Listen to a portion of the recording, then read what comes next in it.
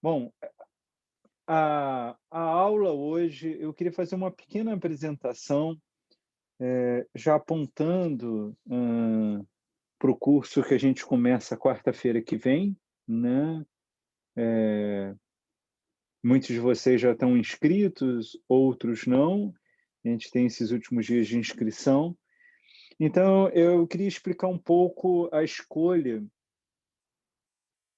do Foucault e um pouco da escolha por que trabalhar a questão do discurso através da ordem do discurso e a questão da produção da subjetividade a partir da hermenêutica do sujeito, tomando os dois temas como uma questão de fundo que interessa a nós, que é a questão da verdade, né?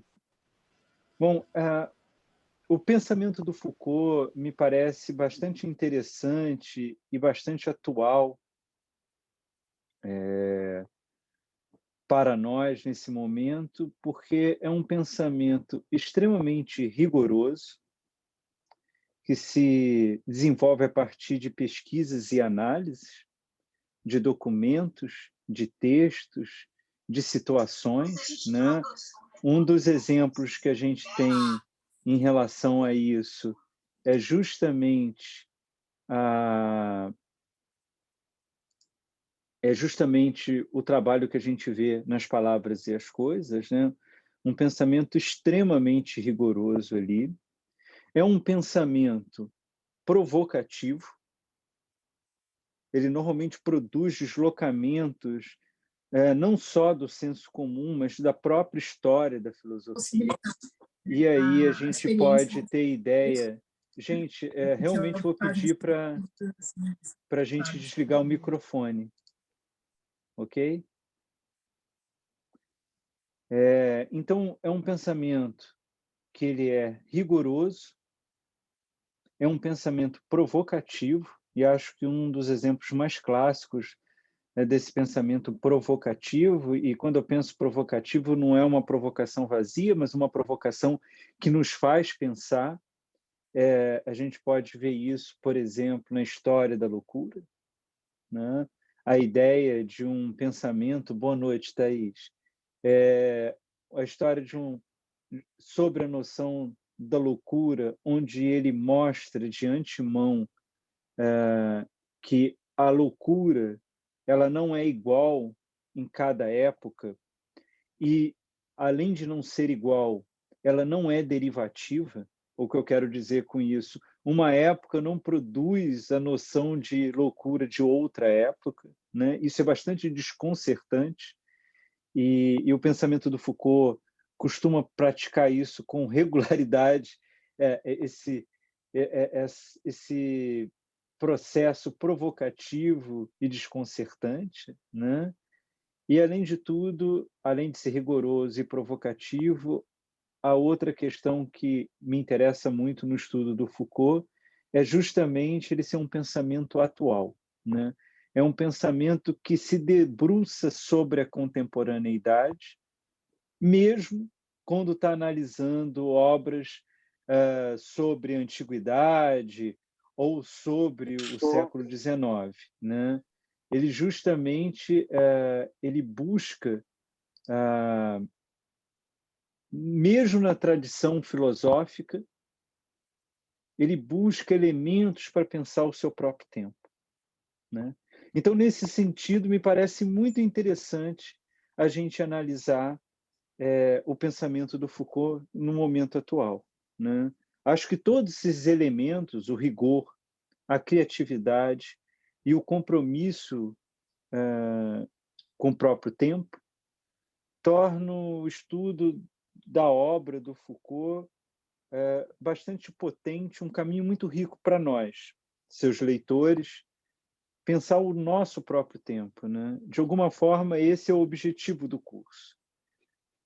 Não à toa, por isso, o tema é sobre a verdade, e também não à toa, por isso que a escolha do trabalho em relação aos discursos, como também da produção da subjetividade, né? A gente poderia buscar outros livros do Foucault para trabalhar isso, né? A gente poderia pensar no próprio História da Loucura, onde ele vai mostrar que a produção da verdade, de uma verdade, por exemplo, sobre loucura, ela é um trabalho intramuros de uma época, né? Cada época constitui o que ela denomina como loucura, e, ao mesmo tempo, cada época constitui um saber para lidar com a loucura. Isso a gente poderia ter feito. A gente poderia também analisar o surgimento das ciências humanas, o que a gente fez semestre passado ao estudar as palavras e as coisas do Foucault, que é justamente mostrando com uma outra concepção de história e a sua relação com a verdade, né? Foucault vai mostrar que a concepção que a gente tem de história continuista, como uma história que vem da antiguidade, passando pelo medieval, moderno e chegar à contemporânea, como se fosse uma linha contínua, como se fosse um processo evolutivo, é equivocado, né? Cada época tem os seus saberes, os seus poderes, elas se constituem uma ordem interna em cada época, elas não causam a época seguinte, né? Isso é muito explícito no estudo sobre as palavras e as coisas, né? Poderíamos também recorrer às práticas judiciais, como ele faz em Vigiar e Punir, né? E ver toda a construção dos saberes pela sociedade, como que o saber não é um processo de, de relação com o universal, com algo essencial, mas que tem muito a ver com os embates de cada época, né? Por isso que cada época tem um certo padrão de ciência, de religiosidade, de cultura. Mas o caminho que eu escolhi para esse curso e que vão me seguir a partir de semana que vem de forma mais detida é justamente algo que me parece muito importante para a nossa época, né? Para o estado em que estamos vivendo, que é a forma como Foucault vai analisar de pensar a verdade não como algo estável e atemporal, como se fosse algo que a gente poderia acessar, caminhar em direção a ela, mas a verdade como algo construído, como uma produção, como um objeto que se dá dentro da cultura, no sentido mais amplo da cultura, né? Dentro da civilização, dentro da produção dos saberes. E aí me pareceu que tinham dois caminhos bem interessantes da gente seguir. Um através da linguagem, do discurso, né?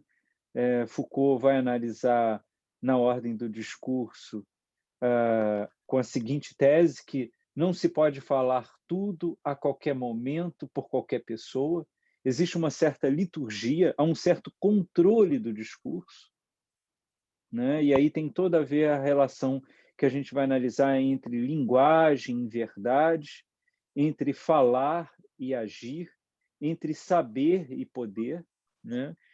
Uma imagem assim apresentando de forma rápida o argumento do Foucault é como se vivêssemos sempre em um certo tribunal, né? Num tribunal você tem as funções de juiz, de defensor, de promotor, de acusador, de defesa, de réu, de testemunhas.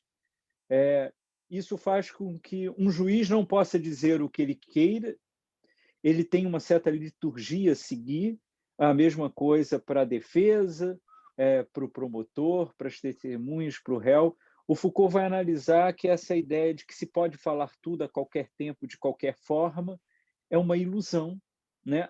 Há um controle da própria sociedade, das instituições, um controle da cultura, né? E isso acho que nós conseguimos perceber de forma muito rápida, né?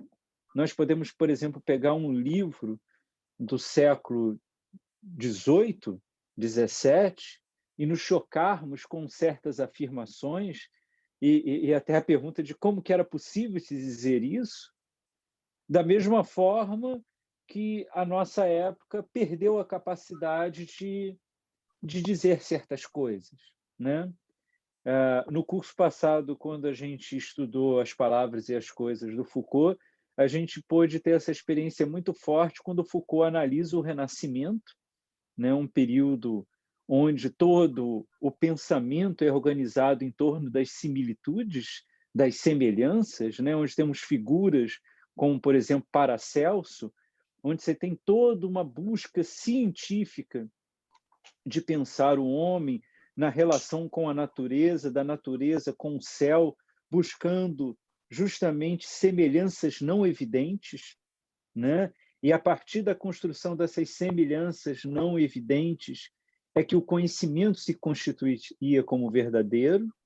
E quando você passa para a época seguinte, a época clássica, a gente vê uma ruptura total disso, né? O Renascimento é justamente o modelo que hoje em dia, por exemplo, nós podemos ver no estudo da homeopatia, ou que podemos ver no estudo da astrologia, né? De buscar esses espelhamentos que explicitem uma certa ordem, buscar essas semelhanças que encontram o caminho de cura ou o caminho de veneno, né? Quando você vai para a época clássica, tudo isso é perdido, tudo isso é tido como crendice, como equívoco, e passa a se buscar um modelo de representação do conhecimento, né, dos conceitos.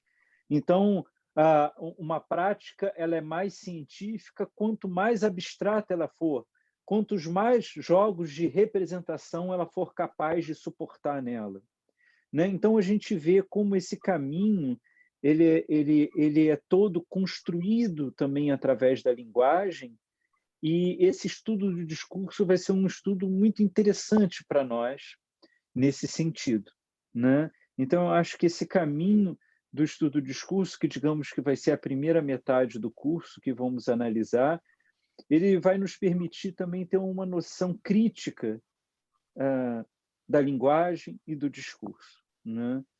Eu vou falar um pouco mais sobre isso à frente. E a outra parte do curso que eu pretendo analisar é justamente da relação da verdade com a constituição do sujeito, né? Se na primeira parte a gente vai olhar, analisar uma parte mais externa, né, do jogo da linguagem, da constituição dos discursos e como a verdade se constitui nesses discursos, na segunda parte me parece fundamental esses dois polos. A gente vai ver a constituição da verdade a partir da subjetividade, né? Um certo modo de cuidar de si, uma certo cuidado com o modo de ser do homem se constituirá numa verdade, numa relação verdadeira do homem com a comunidade, com os outros, com a sociedade, com a coletividade, né? Então, nessa segunda parte, que vai se estruturar mais na obra do Foucault, A Hermenêutica do Sujeito, né? A gente vai ver como esse cuidado consigo mesmo reflete no se portar no mundo, né?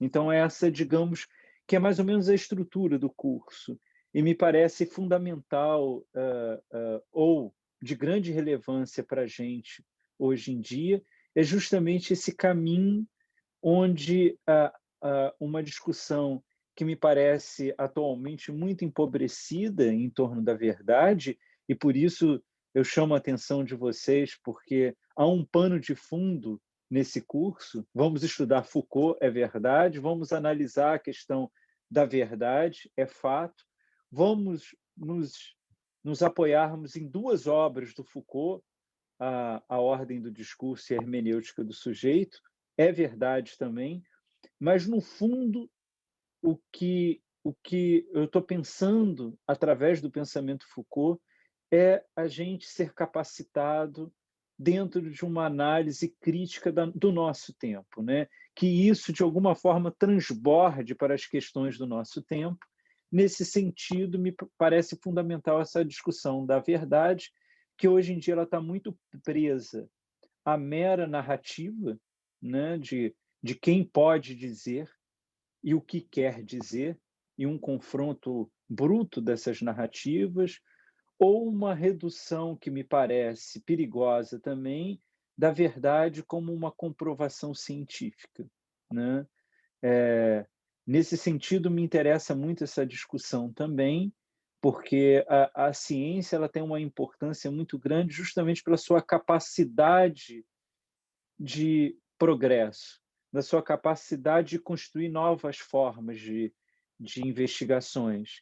Nesse sentido, ela não pode pensar o fundamento da verdade, né? Ela está muito mais capacitada para desenvolvimento de técnicas e procedimentos, e isso, digamos que é o que tem de maior importância do que uma discussão da fundamentação da verdade.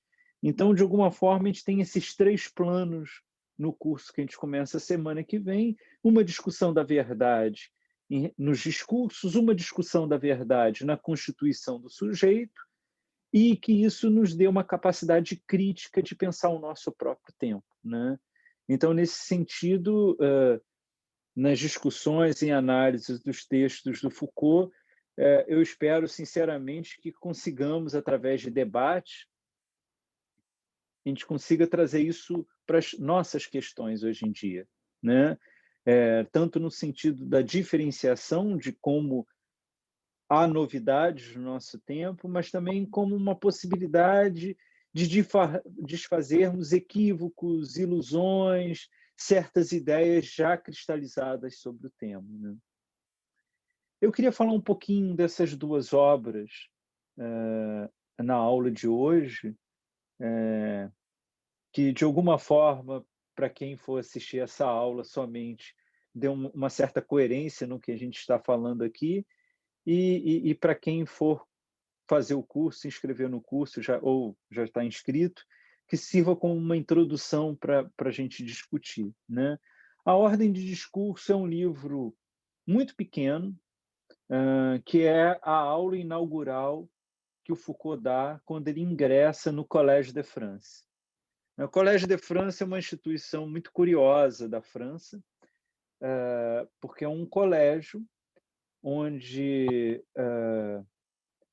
pessoas são eleitas, elas não são verdadeiramente indicadas num concurso, contratadas. O que acontece é justamente um processo de indicação interna de nomes de pessoas que, teoricamente, têm uma obra de grande relevância e de impacto na cultura francesa. As pessoas eleitas para o Collège de France, elas costumam dar cursos anuais e têm basicamente duas obrigações. Esses cursos são abertos e sem requisitos algum, né? Não precisa de diploma, eles não são pagos, eles são abertos. Qualquer pessoa, francês ou turista, pode entrar e assistir os cursos. E a segunda coisa é que o professor é obrigado a dar um curso novo todo ano, né? Teoricamente, ele deveria apresentar sempre a sua pesquisa atual, né? Então, tem toda uma ideia de divulgação de conhecimento e de debate, né? Ela meio que se opõe, e ela se opõe fisicamente, né? Porque ela está de costas para a Sorbonne. Ela se opõe à Sorbonne, né? Sorbonne é a grande universidade, onde há concurso, onde fornece diploma, né? O Collège de France não fornece diploma nenhum, onde há toda uma liturgia já medieval de história da Sorbonne. O Collège de France se coloca, digamos, nessa dualidade típica francesa, né? De duas grandes instituições de conhecimento que marcam ali. Foucault entra muito jovem no Collège de France, e ele a ordem do discurso é justamente a aula inaugural dele, né?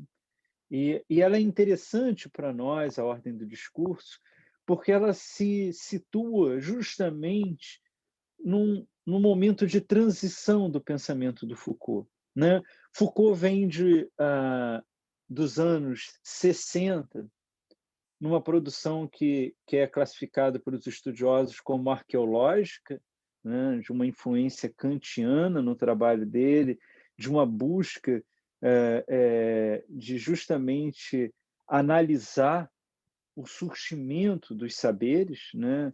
É o que ele faz, por exemplo, na História da Loucura, é o que ele faz nas Palavras e as Coisas,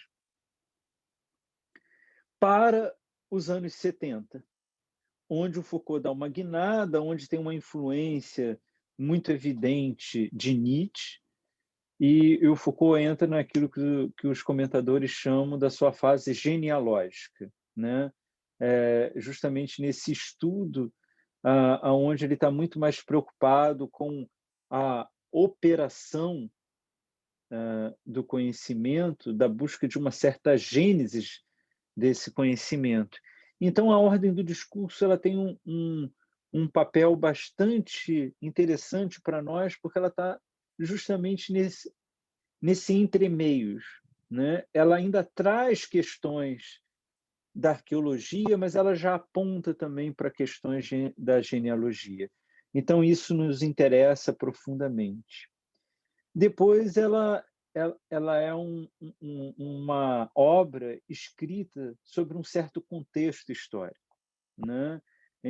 É uma obra que o Foucault se candidata em 69 para o Collège de France, e ele toma posse no final de 70 do Collège de France, e ali tem todo um movimento do maio de 68, da reforma da educação na França, que Foucault participou dessa reforma, da criação da Universidade Vincennes como uma universidade aberta, de uma universidade com o compromisso de pensar as questões do seu próprio tempo, do qual Foucault forma o corpo docente do Departamento de Filosofia e é seu diretor no primeiro ano. Ele sai de lá justamente para assumir o Collège de France, né?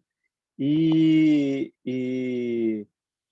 é um departamento absolutamente especial, né? Com figuras tipo Judith Miller, filha do Lacan, Badiou, Rancière, Balibar, Châtelet, logo em seguida Deleuze, né? Então, é mais ou menos esse contexto histórico que o texto está inserido.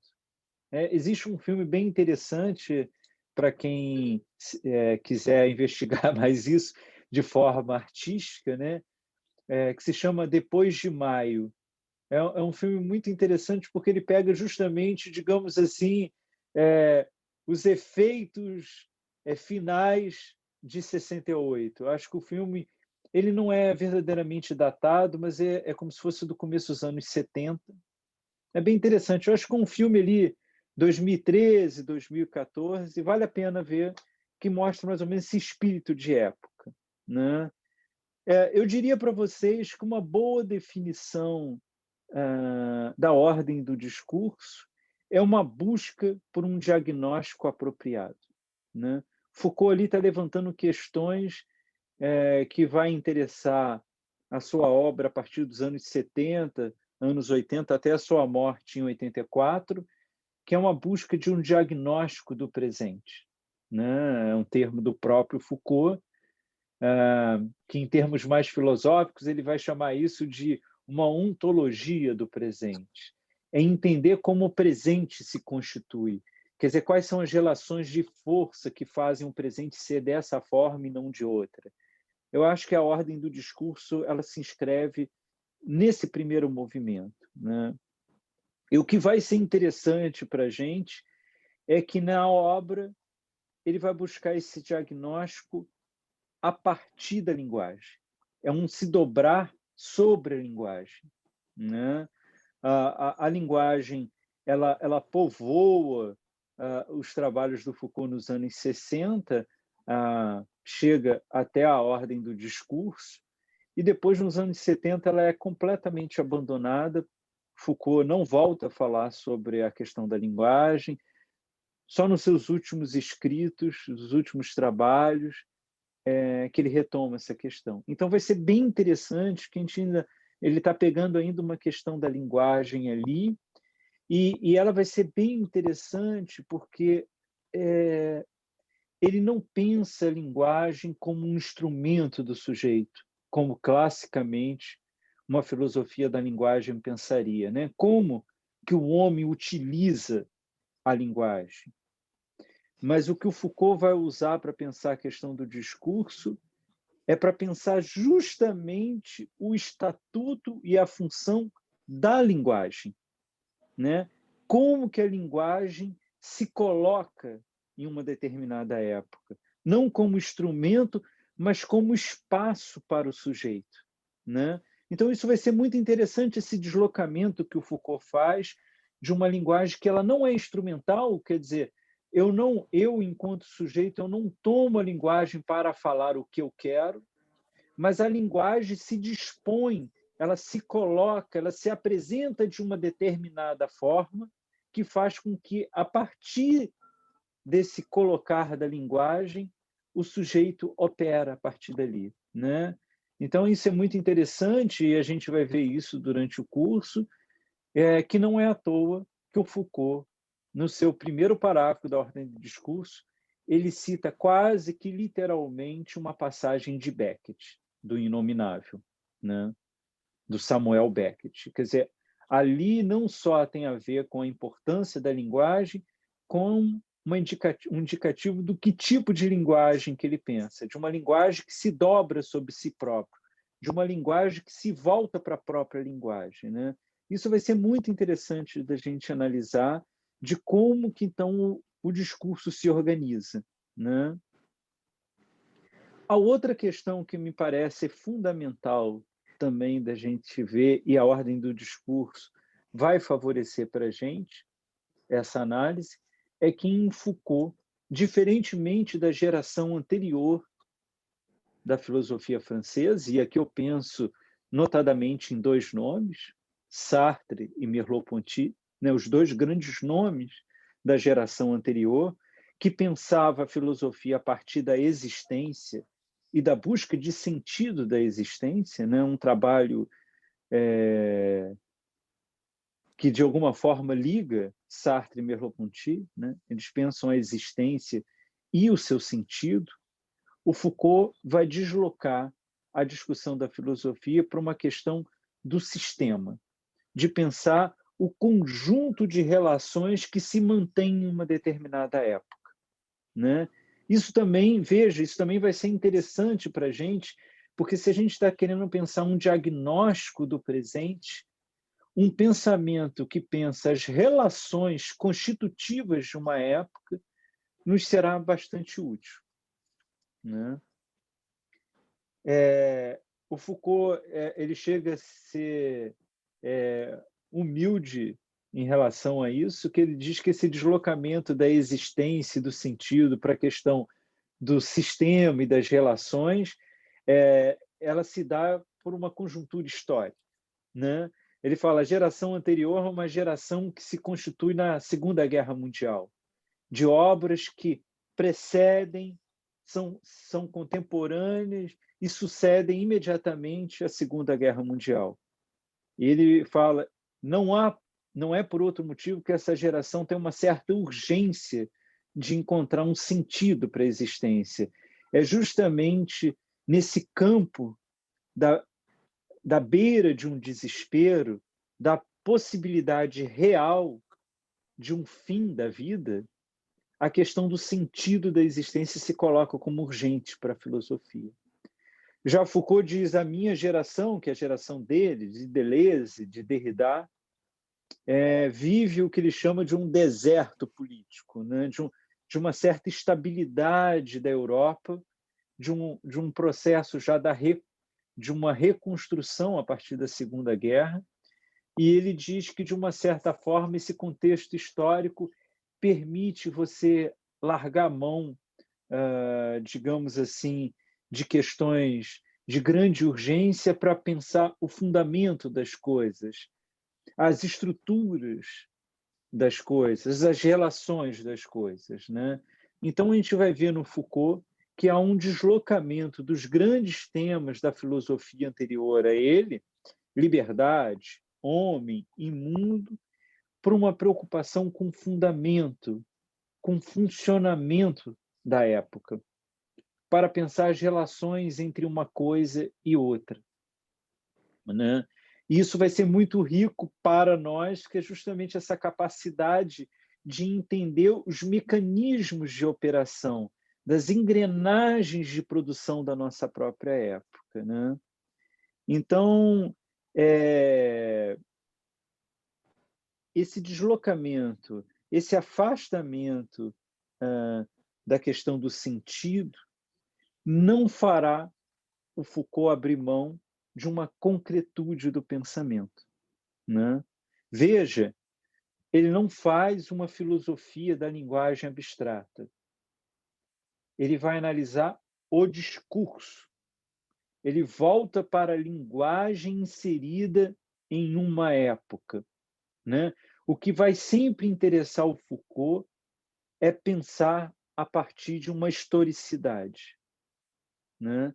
Então, nesse sentido, o discurso vai ser muito interessante para ele, porque ele vai falar de algo que foi dito, de algo que foi enunciado, de algo que foi pronunciado, algo que produziu efeito, né? Que se efetivou na história. Para quem conhece Foucault, que já leu Foucault, sabe que o Foucault não costuma falar abstratamente de nada, né? Ele não tem um arcabouço teórico que ele constrói para aí poder analisar as coisas. O Foucault é um filósofo que justamente ele constrói essa teoria no embate com o objeto de estudo. Ao analisar a história e encontrar certas constantes, certas discrepâncias, é que ele vai construir noções para dar conta daquela realidade. Né? E isso vai ser muito interessante para nós, essa filosofia que se detém a historicidade de uma época e que analisa aquilo que efetivamente aconteceu, né?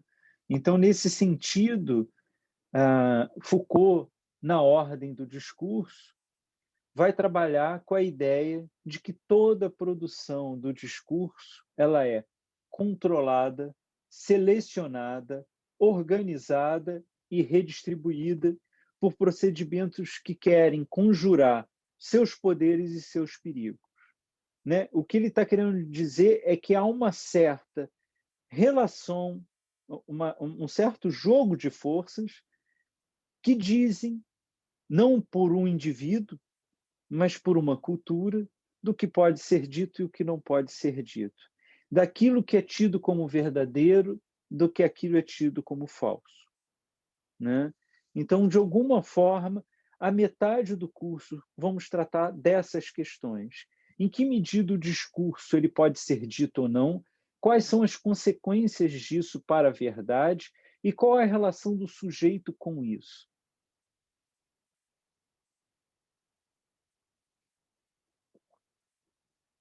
Na segunda metade do curso, e a gente vai ver a transição desse processo, isso vai ser uma questão muito importante para a gente, né? Afinal, o discurso ele é sempre enunciado por alguém, né?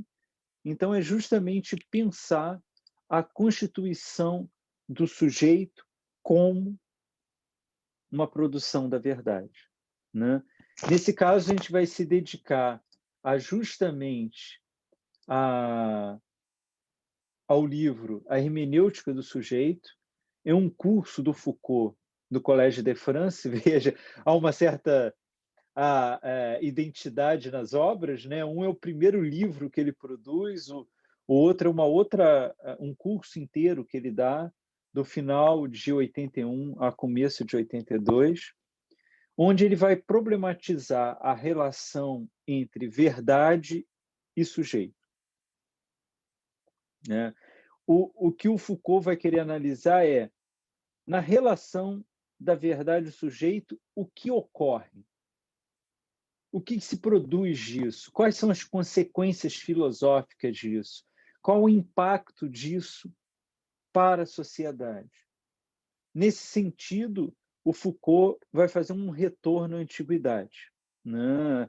É o que é chamado pelos leitores do Foucault do regresso Foucault aos gregos, né? Não só os gregos, ele vai também estudar os latinos, mas ele vai encontrar na antiguidade uma outra experiência em relação tanto à subjetividade quanto à verdade, né? O que vai interessar ele e que vai ser a tese original do livro é que a questão da verdade não é meu Deus, prioritariamente, desculpa, do âmbito do conhecimento. Não é uma questão de conhecimento a verdade na antiguidade, mas sim do âmbito do cuidado. A verdade para os antigos tem a ver com o cuidado e não com o conhecimento. É menos uma questão de acúmulo de conteúdos. Veja, o caráter provocativo e contemporâneo de Foucault, né? Todos nós somos educados com a questão da verdade. Quanto mais estamos próximos da verdade, quanto mais acumulamos conhecimento, quanto mais acumulamos conteúdos, né? Isso pode dizer esses livros todos atrás de mim, do certo preço da nossa época, né? Mas é menos um acúmulo de conteúdo e mais um processo laborioso na ação sobre si próprio, né? Então, a verdade tem mais a ver da forma como eu me constituo, ou, se vocês quiserem, eu digo de uma forma mais da ação, da forma com que eu me porto no mundo, isso produz uma verdade, do que o acúmulo de conhecimento, né? Nesse sentido, o lado provocativo do Foucault se manifesta no afastamento que ele vai ter do pensamento moderno, né? Que ele vai chamar, ironicamente, no livro, do momento cartesiano, né? Ele vai chamar a atenção que, a partir de Descartes, há uma compreensão de verdade como conhecimento, como acúmulo de conteúdos, e que isso é projetado sobre a história. E a gente passa a ter a ilusão de que sempre foi assim, que sempre a verdade estava ligada ao conhecimento. E ele vai mostrar que, nos antigos, há uma grave ruptura em relação a isso. Durante um curto período de tempo, e aí eu estou sendo irônico, repetindo a ironia de Foucault, que ele vai mostrar durante 1000 anos, é de 500 antes de Cristo a 500 depois de Cristo, a verdade se organiza a partir do cuidado e não do conhecimento. E aí também vai ser interessante essa passagem para a gente, porque a partir da hermenêutica do sujeito, de forma mais evidente, há o ingresso na obra do Foucault da questão da subjetividade em termos positivos. Né? Foucault já vinha analisando o sujeito, mas sempre de uma forma muito crítica do sujeito, né? Sempre pensando a morte do sujeito, a crise do sujeito, a crise do humanismo, né? E para surpresa de seus leitores contemporâneos, dos seus leitores da década de 70, dos anos 80, Foucault passa a analisar positivamente a subjetividade, né? A obra onde isso fica mais evidente são nos 3 volumes da História da Sexualidade, que eu tenho uma certa dificuldade ideológica, talvez dogmática, sei lá, de aceitar esse 4º volume que foi lançado posteriormente, porque foi um volume que não foi produzido, organizado pelo Foucault como livro, né? Então, tradicionalmente, você tem 3 volumes da História da Sexualidade, e você, há pouco tempo atrás, foi lançado as anotações do 4º volume, mas lá fica evidente a forma que o Foucault se dedica ao estudo da subjetividade, da produção da subjetividade, né? Então, a novidade que ele traz a nós é estudar esses mecanismos de produção de subjetividade. A gente vai ver também, e isso é muito importante, que o surgimento na obra tardia do Foucault da subjetividade não significa um retorno do sujeito, no sentido clássico, né, de um humanismo clássico, mas ele surge em Foucault já sob o signo do pensamento de Nietzsche, né, de um pensamento crítico da subjetividade, da ideia do sujeito como uma construção histórica, né? Então, como que não é uma negação do sujeito, mas o sujeito não é um conceito separado do mundo, pronto, estável, mas ele se produz. Cada época constitui uma certa subjetividade, né? Então, Foucault ele parte de um certo desconhecimento de nós sobre nós mesmos, né? De alguma forma, o que o Foucault está tratando na hermenêutica do sujeito é: olha como nós não sabemos como cada época constituiu o que nós chamamos de nós, do que chamamos de sujeito, de homem, de ser humano. E isso, claro, que tem uma referência direta a Nietzsche. Vamos discutir Nietzsche. Nietzsche vai ser um autor muito presente, principalmente nessa segunda metade do curso, né? Porque se nós lembrarmos do prólogo da genealogia da moral de Nietzsche, a primeira frase, e vou citar para vocês, é: nós, homens do conhecimento, não nos conhecemos. De nós mesmos somos desconhecidos, e não sem motivo.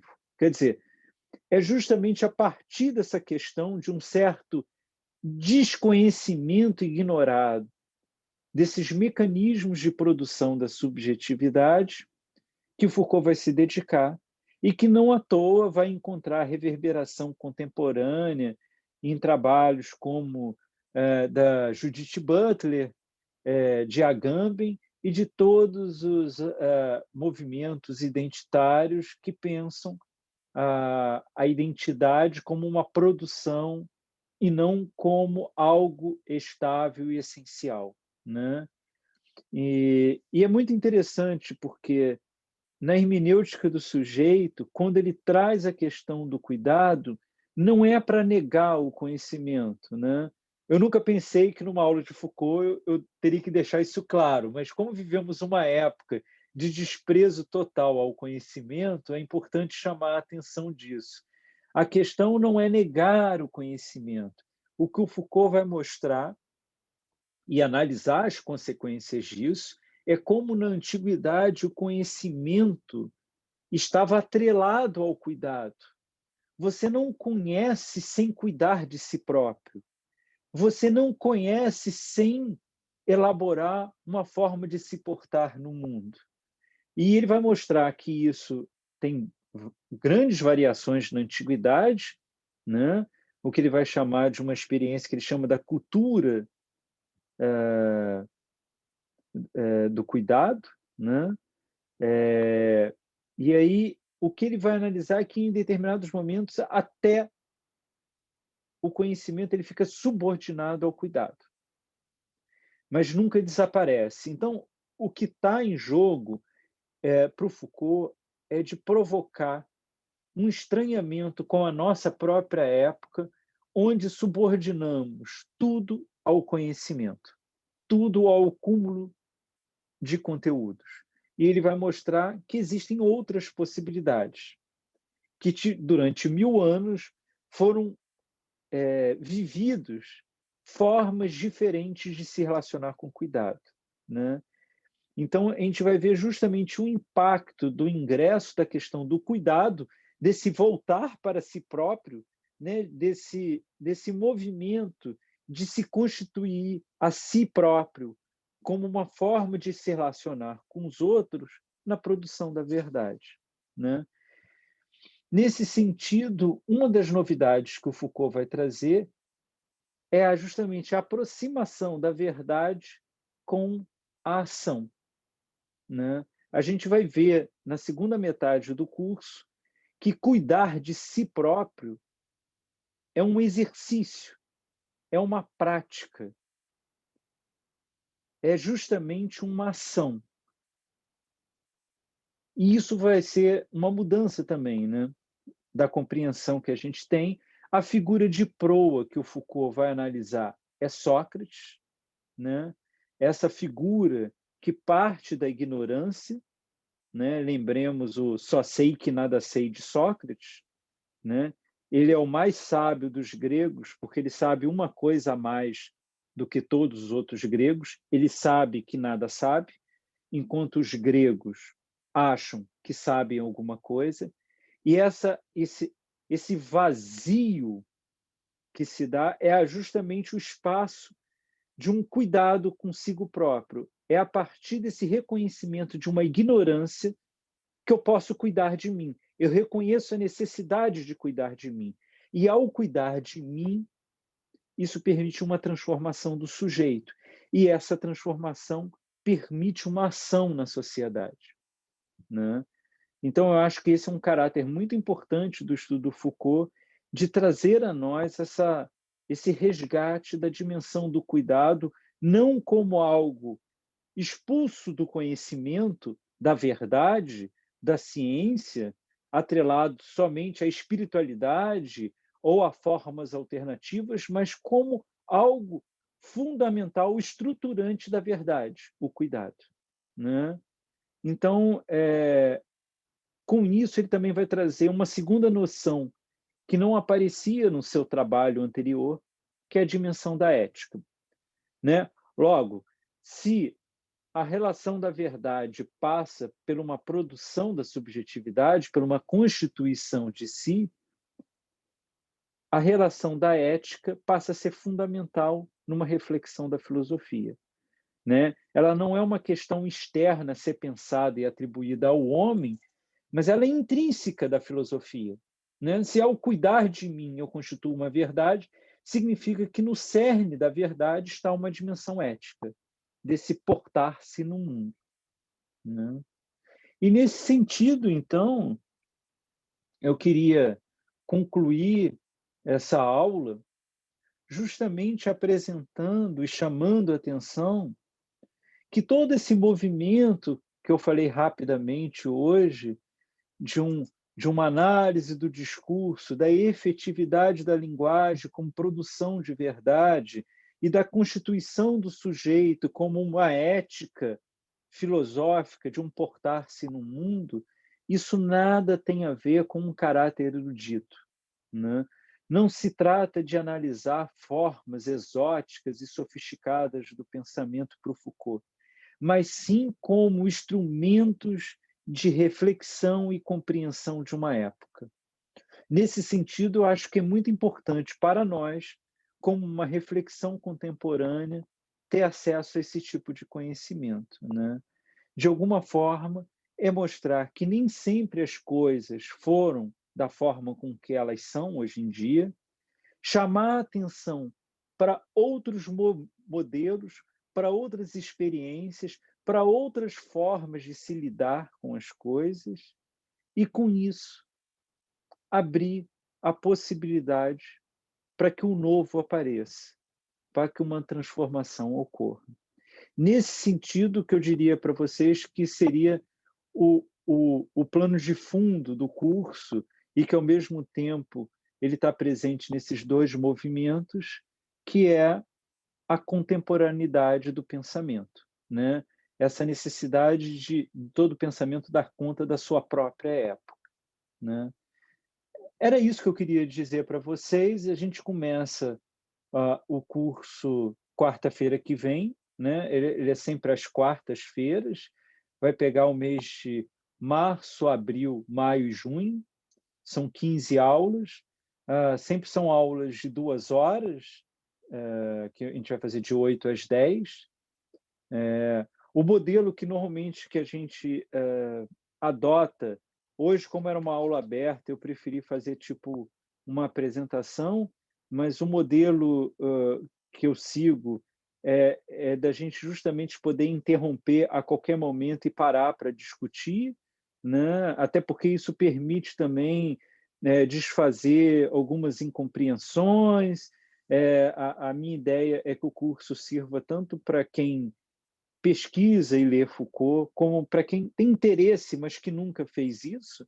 Então, nesse sentido, também é importante a participação, porque às vezes eu posso citar, sei lá, citar Descartes e as meditações metafísicas, e alguém dizer, olha, eu não sei do que você está falando porque eu não li as meditações, e a gente parar e explicar isso. Então, o modelo funciona mais nesse sistema, né? E é isso. Quem se interessar pelo curso pode ter mais informações da estrutura do curso e o link para as inscrições do curso a partir do site www.marcelonorberto.com.br, né? Eu estou à disposição de vocês, quem quiser perguntar, discutir,